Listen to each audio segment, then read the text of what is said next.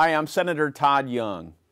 In 2018, the United States Senate passed my resolution marking August 3rd as National Ernie Pyle Day. Today, you continue that effort to ensure Ernie's legacy lives on.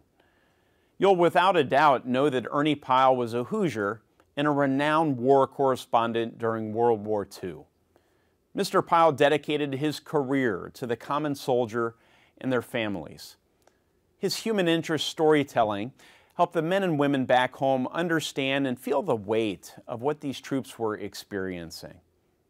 I want to thank the Ernie Pyle Legacy Foundation for continuing to celebrate this day each year.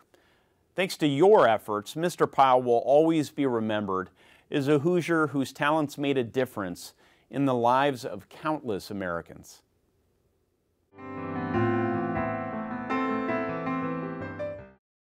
Ernie Pyle worked for Scripps Howard, and he was a correspondent. He was their aviation correspondent, and he also traveled the country with his wife, Jerry, and wrote articles about different places in the country. In the columns that he wrote while crisscrossing the United States as well as Canada, North and South and Central America, he was telling the story of America to itself in a way that people had not done before. Pyle was able to preserve an important part of American history with a group of people that came to epitomize the struggles that were going on in the mid-20th century. When I think of Ernie Pyle, the first memory that comes to mind for me is traveling freshman year with my cohort of Ernie Pyle scholars to his home in the historical site up in Dana, Indiana.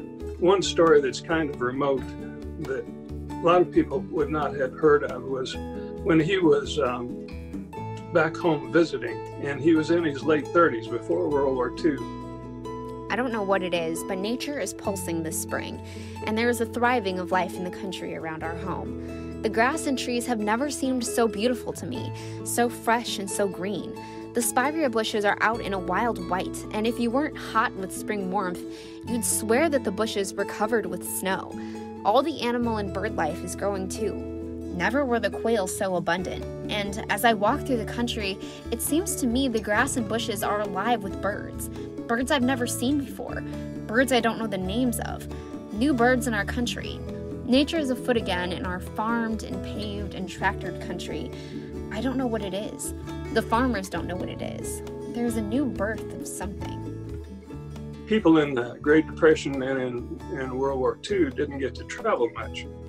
So particularly for Ernie, being one of the traveling reporters, they read his stuff to see what they were not going to be able to go do. There's something I think really powerful about Ernie's ability to live that life and then give it language. Legacy, I think, is what a person or an institution, for that matter, leaves to future generations. In the case of Ernie Pyle, I think there are two parts. One is you simply cannot tell the story of World War II without Ernie Pyle. The second thing is he was a first-rate writer. Pyle was always somebody who found the extraordinary within the ordinary. He was one who celebrated the great accomplishments that were being done by people like you and me, people that were just sort of the average folk out in America. He was a poet in a way that lots of other war correspondents just weren't. And what I mean by that is the stories that he told and the language that he used, it really cut through the conventions of war reporting, and it revealed to people back home the heart and the soul of war. He was a truth seeker, and he focused his spotlight on the privates and corporals, the lower end of the enlisted men who carry out all of the fighting.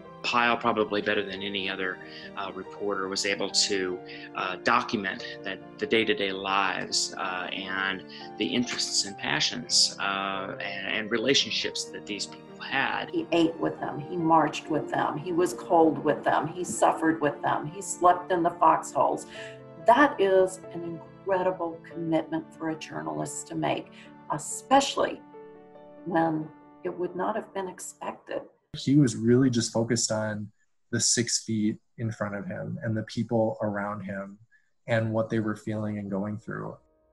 There is an almost irresistible pull to get close to somebody when you are in danger.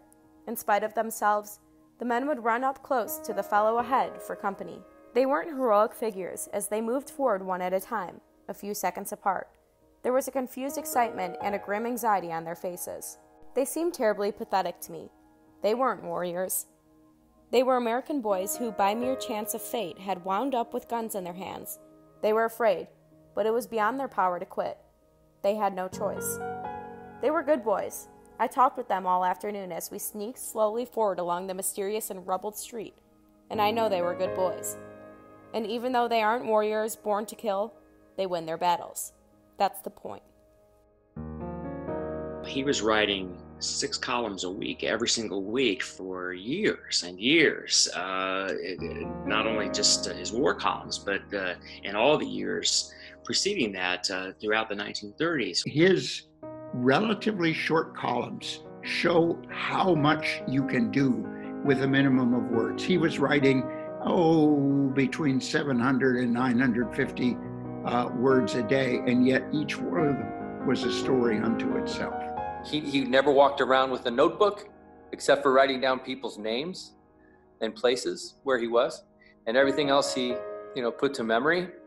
And he would take some time to fashion the story, and then boom, he'd bust it out. I think sometimes you can read reports that have a lot of detail, but the detail isn't meaningful. It doesn't paint a picture. Not so with Ernie Pyle. Even though it sounded very simple, it was not a very simple task that he was doing. He found ways to name and describe feelings and emotions and experiences that for a lot of people were really difficult to describe and to talk about. Another thing too to mention is that his writing, particularly during World War II, could create pictures in your mind. He used a device that's called an anaphora. And so you know it when you see it because it creates this rhythm that's just unmistakable. And what Ernie did in using that technique was he signaled to his readers that the thing that he was writing about should be remembered. There's one Ernie Pyle column that everybody puts their finger on. And that's the one he wrote from the Italian front in the mountains, titled The Death of Captain Waskow. The first one came early in the morning. They slid him down from the mule and stood him on his feet for a moment while they got a new grip. In a half light, he might have been merely a sick man standing there, leaning onto the others. Then they laid him onto the ground in the shadow of the low stone wall alongside the road. I don't know who that first one was. You feel small in the presence of dead men and ashamed at being alive, and you don't ask silly questions. We left him there beside the road, that first one, and we all went back into the cow shed and sat on water cans and laid on straw, waiting for the next batch of mules. Somebody said the dead soldier had been dead for 4 days, and then nobody said anything more about it. We talked soldier talk for an hour more. The dead man lay all alone outside in the shadow of the lone stone wall. Then a soldier came into the cowshed and said there were some more bodies outside. We went out onto the road. 4 mules stood there in the moonlight in the road where the trail came down off the mountain. The soldiers who led them there stood there waiting. This one is Captain Waskow, one of them said quietly. When he wrote that, Ernie didn't even know if it was a good column, but it was the greatest column he ever wrote. It's been chosen the best column of the 20th century by the National Society of Newspaper Columnists. He takes us right there into the minds and hearts of the soldiers as they see the body of their dead captain. All you have to do to know Ernie Pyle is read that one column.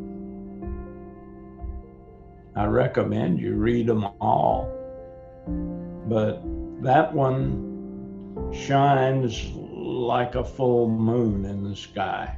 The passages, the articles that Ernie wrote that I think stick with people even after all these years are those really poetic, beautiful columns of his where he used this language to tell a beautiful emotional story. I think it was just something that was part of the Pyle style, and it was always something that people back home really appreciated, especially in those war columns. They wanted to know not so much about what General Eisenhower was doing or what General Bradley or General Marshall were doing out on the front lines. They wanted to know about their sons, their brothers, their husbands. They wanted to know what was happening with those people. He didn't consider himself important.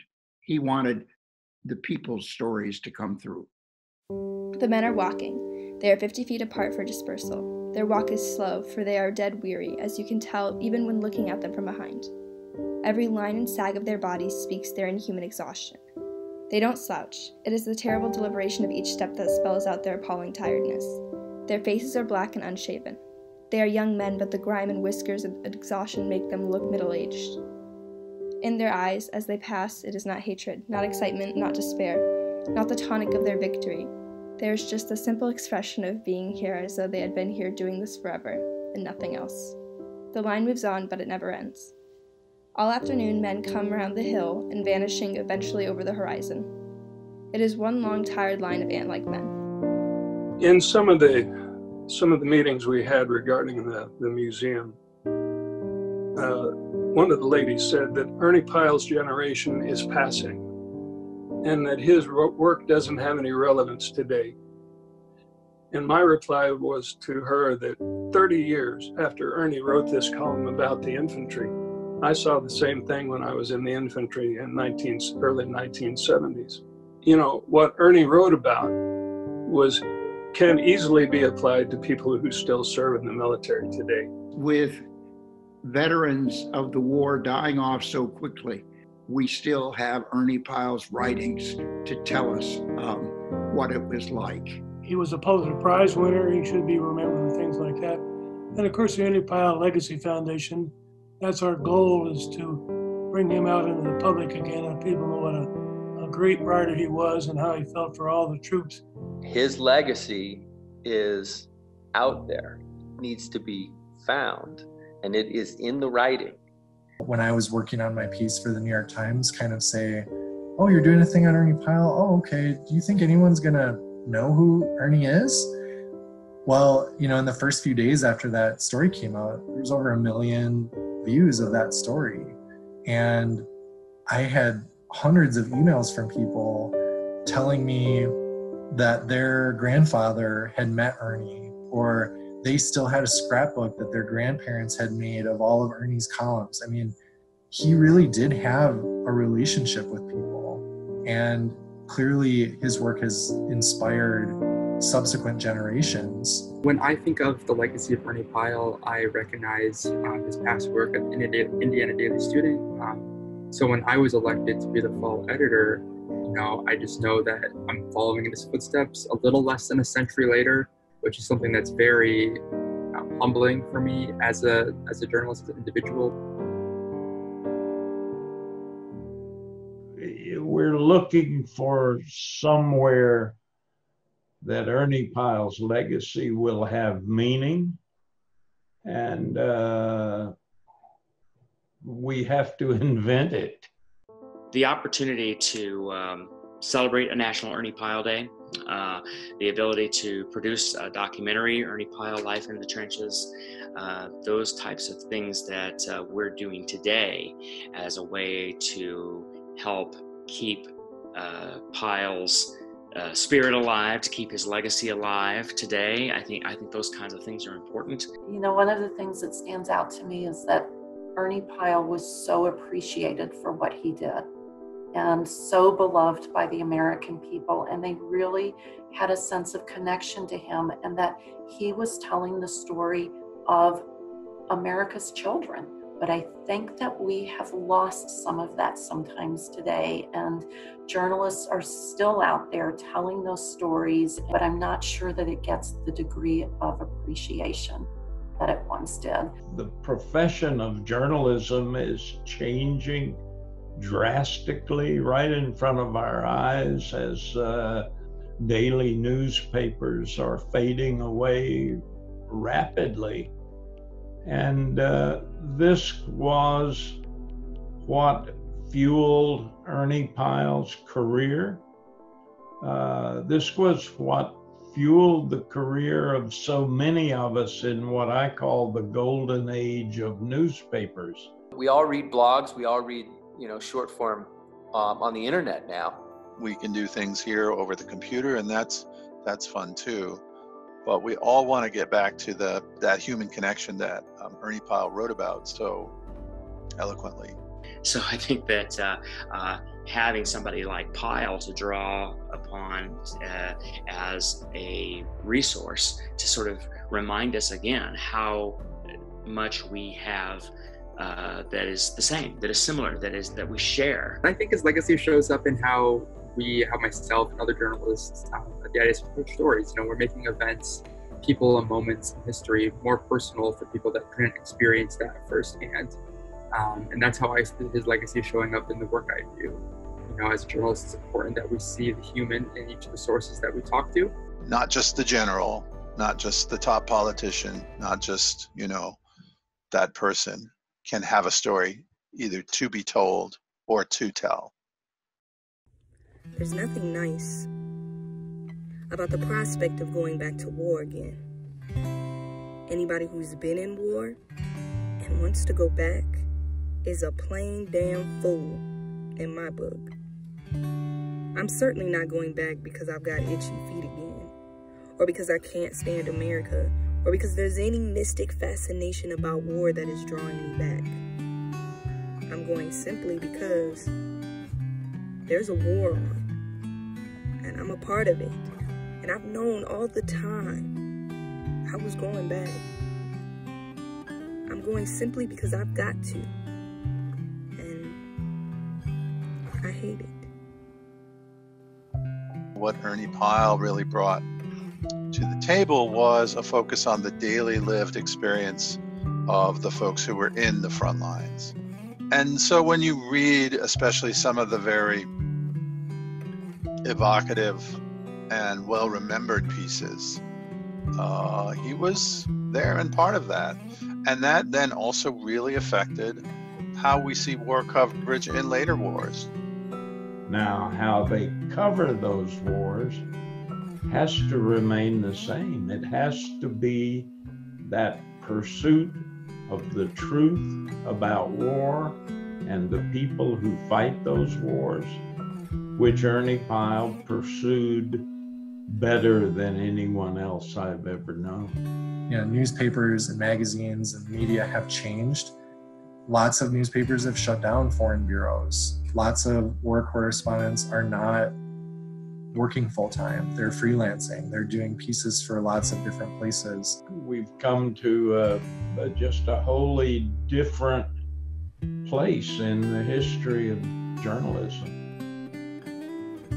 We have to find out who's going to cover our wars, who's going to send the Ernie Pyles out there to tell the stories of the soldiers and Marines, sailors and airmen. The way he covered soldiers who may not have felt like they were wanted back at home, who made their stories more personal. And that's something that we today as journalists really need to do. Imagine if Ernie Pyle were covering the COVID-19 crisis. Where would he go? He'd go probably to the hospitals. There would be the same kind of heroes there that he covered in a trench in, Europe or in Japan, taking the same risks. But if we had more and more of that kind of coverage, we might understand the current crisis better. I think so. If you can, I think you can apply that journalistic ethos to any situation we find ourselves in.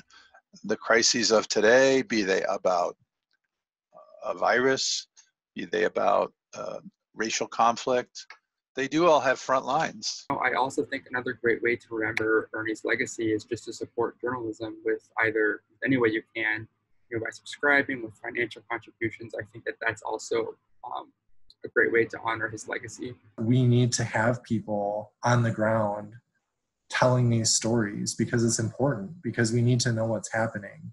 And I don't think that the kind of work that Ernie did during World War II, I don't think it could be easily replicated right now, just because of how little support there is.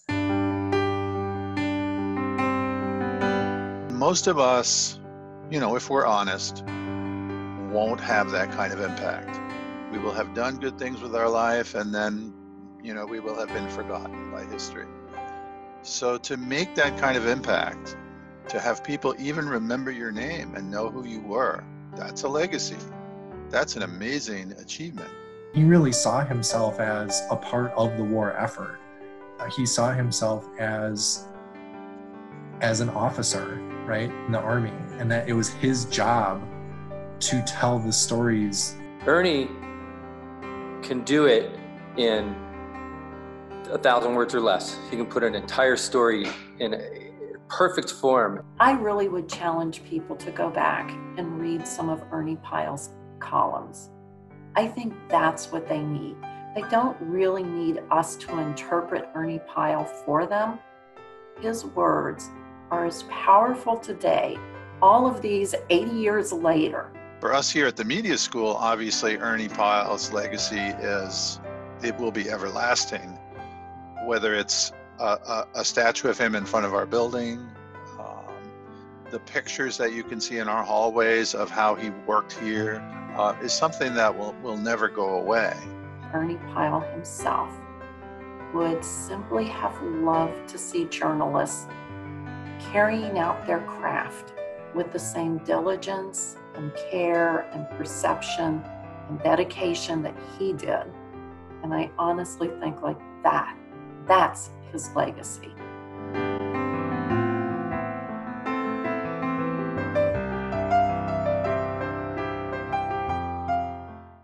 National Ernie Pyle Day was created to honor Ernie Pyle, as well as those who continue to support his legacy.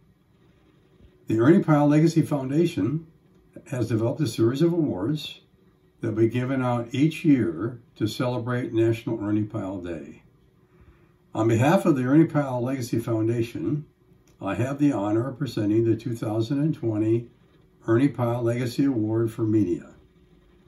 This award will go to Todd Gould and Indiana University's WTIU for producing the documentary Ernie Pyle, Life in the Trenches.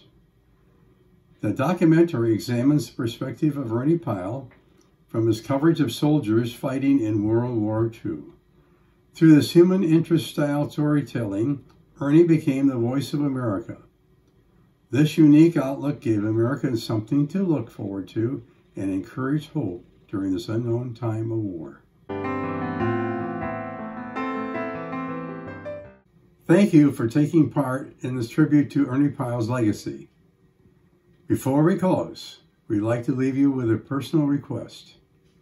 Consider how you can continue the legacy of Ernie Pyle with his unique personal approach to journalism and how you can make a difference. From the Ernie Pyle Legacy Foundation, we thank you.